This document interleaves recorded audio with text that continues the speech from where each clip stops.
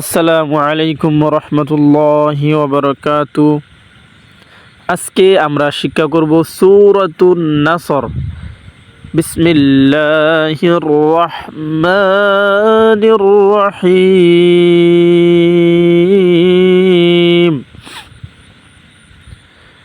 হামজা জের ই, জাল আলিফ জবর জা, ইযা। তারপরে জিম আলিফ জবর জা, জিম আলিফ জবর জা, হামজা জবর আ, জা আ।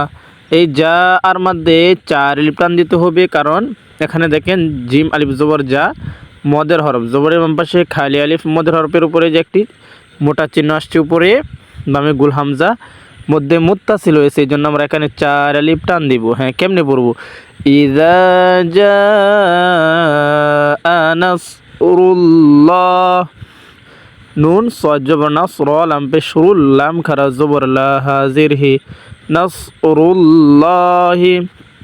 এখানে একটি নিয়ম আসছে, যদি আল্লাহ শব্দের পূর্বে পেশ থাকে তাহলে মোটা করিয়া পড়তে হয়। হ্যাঁ, সকলেই পড়ব।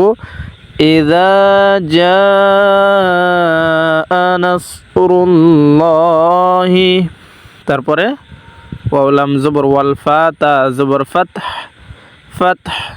যদি ফাতহ হরকতুল্লাহ হরফের পরে ওয়াকফ হয়, এখানে ওয়াকফ হয়েছে, তাহলে মনে মনে হরকতুল্লাহ হরফের জজম দিয়ে পড়তে হয়। আমরা কিভাবে ওয়াকফটা করব? ওয়াল ফাতহ, ওয়াল ফাতহ। আমরা অনেকে এই জায়গায় ভুল করি, ওয়াল ফাত শুধু পড়ি, এটা পড়লে কি সহি হবে না, আমাদের এখানে ওয়াকফটা করতে হবে ওয়াল ফাতহ।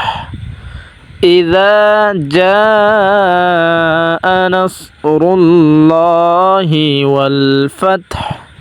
তারপরে ওয়ারাআইতান নাসা, তান, এখানে তা নুন জবর তান গুণনা করতে হবে, কারণ নুনের উপরে কি হয়েছে? তাসদিদ হয়েছে। নুনে যদি তাসদিদ হয় গুণনা করা ওয়াজিব হয়, আমরা গুণনা করব তা নুন জবর তান। তারপরে নুন আলিফ জবর না, এখানেও টান দিব, জবরের বাম পাশে খালি আলিফ, মদের হরফ হয়েছে। কীভাবে পড়ব?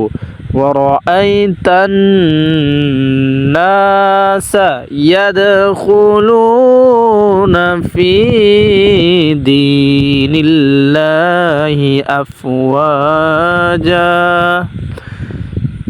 এখানে দেখেন ফি দীনিল্লাহ, নিল্লার মধ্যে পাতলা করিয়া পড়তে হবে, কারণ এখানে আল্লাহ শব্দের পূর্বে যদি জের থাকে, নুনের নিচে কি জের, তাহলে আল্লাহ শব্দকে পাতলা করিয়া পড়তে হয়। কীভাবে পড়ব?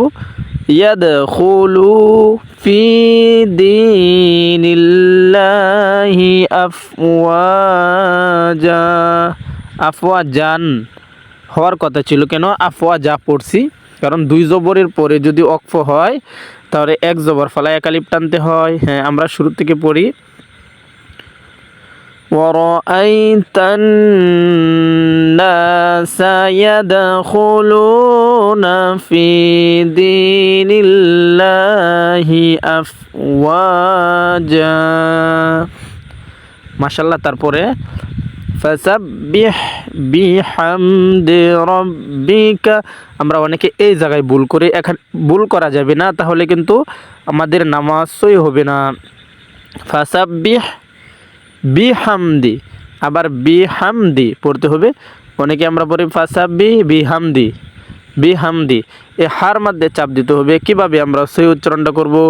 ফাসাব্বিহ বিহামদি, সকলে পড়েন ফাসাব্বিহ বিহামদি রাব্বিকা ওয়াস্তাগফির। অনেকে আমরা পড়ি এখানে ওয়াস্তাগফির হু, এটা হাঁটা উচ্চারণ করতে হবে, না হলে কিন্তু এখানে একটি অক্ষর ছুটে গেলে আমাদের নামাজে ভুল হবে সূরাটা। হ্যাঁ, কীভাবে পড়ব? ফাসাব্বিহ বিহামদি রাব্বিকা ওয়াস্তাগফির, ওয়াস্তাগফির হু উচ্চারণ করতে হবে। তারপরে ইন্নাহু